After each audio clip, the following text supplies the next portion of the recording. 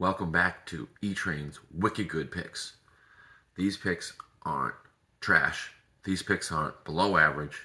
These picks are wicked good. Today is the Thanksgiving Day special. We got 3 games on Thanksgiving and 1 game on Black Friday. So we're going to talk about these, and then later in the week, we'll talk about the rest of the Sunday slate. So let's get right into it. Like always, all these lines and odds are brought to you by DraftKings. So the first game is Detroit versus Green Bay. And there's no Aaron Jones in this game. Matt LaFleur is 2-7 in his career against the spread against Detroit. They played earlier this year. They did not cover the spread. The Lions won 34-20, but it was a lot more of a blowout than it seems because it was 27-3 at half. Detroit has a really good D front. I think they're going to really disrupt and make, without Aaron Jones, I think the Packers will have no run game and it'd be very one-dimensional. And when you're one-dimensional with Jordan Love as your quarterback, it's probably not going to go well for you. So I like Detroit in this game. The actual bets I'm looking at are Detroit minus 7.5. I also like the under in this. I know that might seem strange, but it's 47.5. But I just think that the Packers might not score at all, quite frankly. Or they might score 10, 13 points. It could be, 27-13, still be well under, or 30-13, well under. I also want to talk about David Montgomery's rushing prop. It's at, before I recorded this, it was at 66.5. Now, he almost doubled this in the first game, and he has 66 or more yards in every single game, except for one that he left because of injury. Now, if I'm able to look up these numbers in 30 seconds on my phone, how is the prop 66? I don't understand it. It seems like a trap from the books. It seems like too easy to click over 66 rushing yards, but it seems like a great pick. It seems like a wicked good pick. So the next game up. So I just want to start off by saying that Thanksgiving is a funny time to bet. Very similar to the Super Bowl. You have a lot of... Thanksgiving is different from the Super Bowl because you have people that have traditional picks. You got, people that for the last 20 years have been going to Nana's house and betting on the Cowboys. And, they don't even really follow or know the matchup or who's hurt or the spot. They just bet the Cowboys. So my strategy is to wait as long as possible and actually place my bets on Thursday morning so I can let all the dummies put their bets to change the lines and then be a contrarian and go the other way and make some money, hopefully. Now, the next game up is Washington traveling to face Dallas. This is in Dallas. So Dallas at home on Thanksgiving is on a 1-11 against the spread run. That's 1 win and 11 losses. Let me repeat that. 1-11. That's almost shocking. But that to me leans more of Dallas being overvalued. That's not straight up. They actually have a winning record straight up. They just never cover. So this is classic. Wait, let the dummies be like, America's team. Bet on Dallas. It will drive the line up. Everyone thinks the Commanders suck. They kind of do. They're kind of right. That's okay. Right now the line's at 11. Hopefully we'll go up and we'll get an even better value here. I actually like the Commanders here. Not to win, but to cover. I just think that Dallas consistently has letdowns when they beat a couple teams by double digits. They get a lot of momentum. Everyone thinks they're a Super Bowl contender, and then they lose to Arizona or have a dud of a game. So I like Washington with a massive point spread. I think 11 points in the division is... I'll almost always lead that. I also really like CeeDee Lamb props. If you look back, Washington is getting cooked, completely cooked, just rolled up and smoked by number one wide receivers. A.J. Brown owned them. DK Metcalf got his. Drake London had one of his best games of the season against him, their team, excuse me, and Darren Waller got theirs. Darren Waller plays for the Giants. If a Giants wide receiver or tight end is going over on their props against you, you suck. Bottom line. So the bets I'm looking toward in this are Washington plus 11. I like CeeDee Lamb over 87.5 receiving yards. I like the over in general. Very interesting. The last 8 games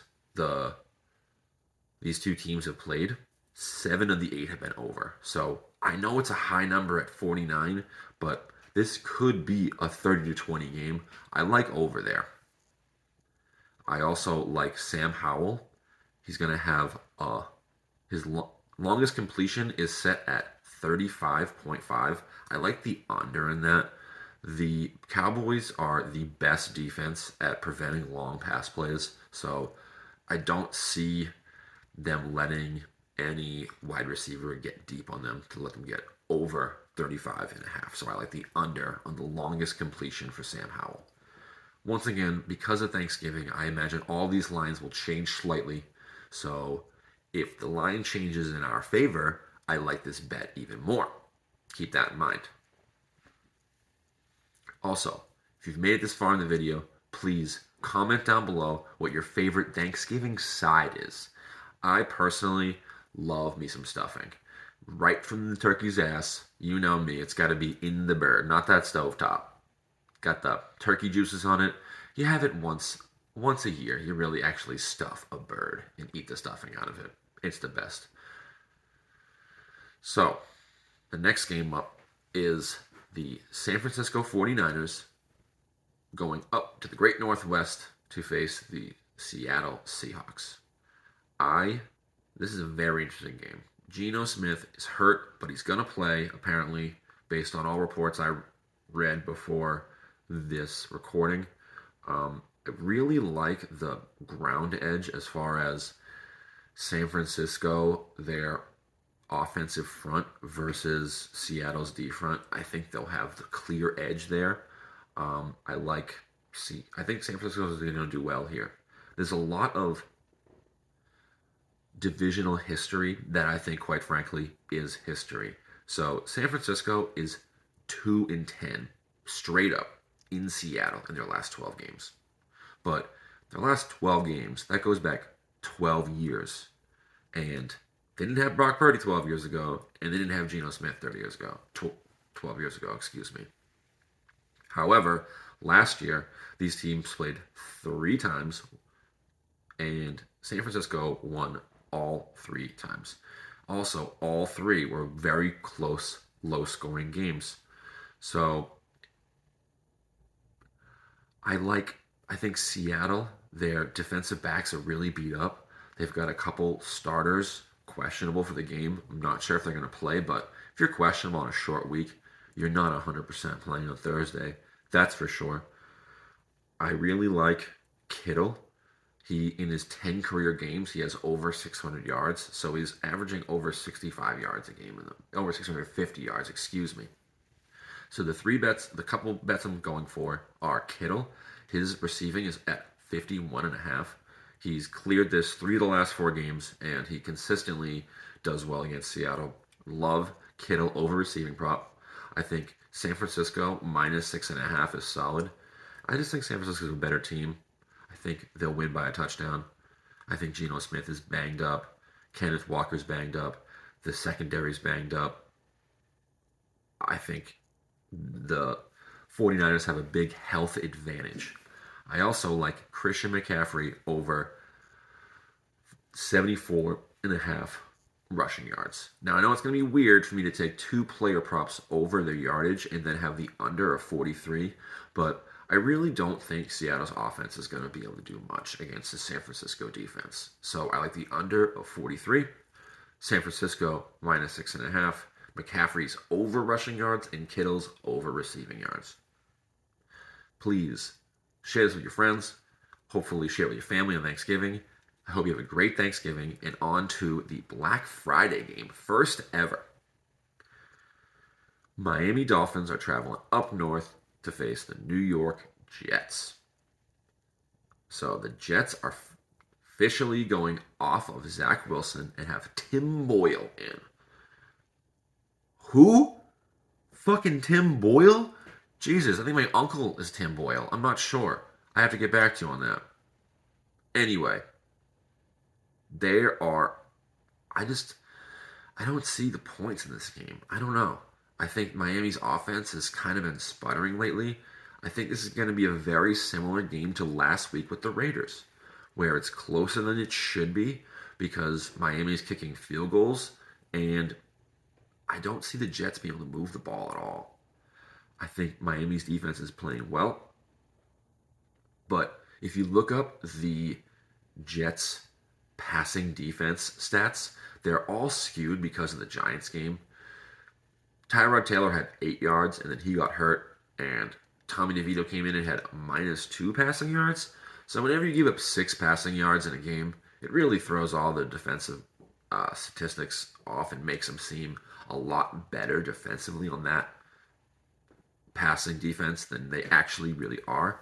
So I like Miami in this game, but not by 10 points. Maybe a teaser leg possibly here. But the real bets I really like are the under 41. I don't see where any points are coming from here, especially from the Jets. I know it sounds crazy to say no points are coming when it's the Miami Dolphins, but they haven't exploded like they were in the first 2 months of the year. I think the tape is out.